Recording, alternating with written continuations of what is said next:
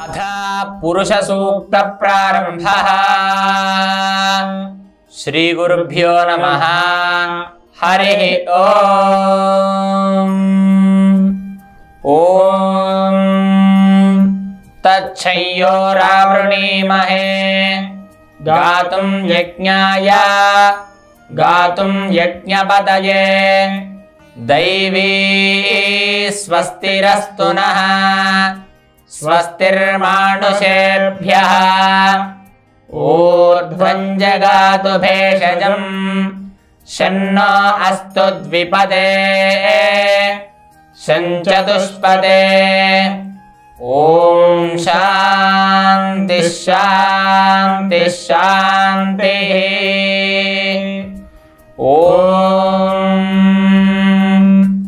सहस्रशीरुषा पुरुषः सहस्राक्षः सहस्रपाद स भूमिं विश्वतो भृत्वा अत्यतिष्ठद्दशाङ्गुलम् पुरुष एवेदगुं सर्वं यद्भूतं यच्च भव्यम् उतामृतत्वस्येषाणः यदन्नेनातिरोहति एतावानस्य महिमा अतोऽज्यायागुश्च पूरुषः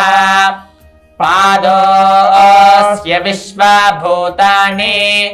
त्रिपादस्यामृतं दिवि त्रिपादूर्ध्वमुदैत्पुरुषः पादोऽस्येह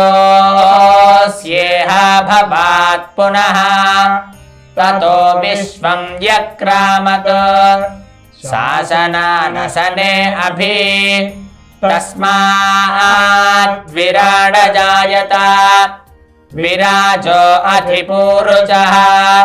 स जातो अत्यरिष्यत पश्चाद्भूमिमथो पुरः यत्पुरुषेण हविषा देवा यज्ञमतन्वत वसन्तो अस्यासीदाज्यम् ग्रीष्म युग्मः शरद्धभिः सप्तास्यासन् परिधयः त्रिसप्त समिधः कृताः देवा यज्ञं तन्वानाः अभद्रन् पुरुषं पशुं तं यज्ञं बर्हिषि प्रोक्षन् पुरुषं जातमक्रतः तेन देवा अयजन्त साध्यार्षयश्च ये तस्माज्जज्ञात् सर्वहुतः संभृतं वृषदाज्यं पशुगुस्तागुश्चक्रे वायव्यान् आरण्यान् ग्राम्याश्च ये तस्माज्जज्ञात् सर्वहुतः रुचः सामानि जग्निरे छन्दागोऽसि जग्निरे तस्मात् यजुस्तस्मादजायत तस्मादश्वा अजायन्त एके चोभयाजतः गावो हजग्निरे तस्मात् तस्माज्जाता अजावयः यत्पुरुषं व्यथतुः कथिताव्यकल्पयन् मुखं किमस्य को बाहो कावोरोपादावुच्येते ब्राह्मणोऽस्य मुखमासीत् बाहुराजन्यकृतः ऊरो तदस्य यद्वैश्यः पद्भ्यागुं श्रोत्रो अजायत चन्द्रमा मनसो जातः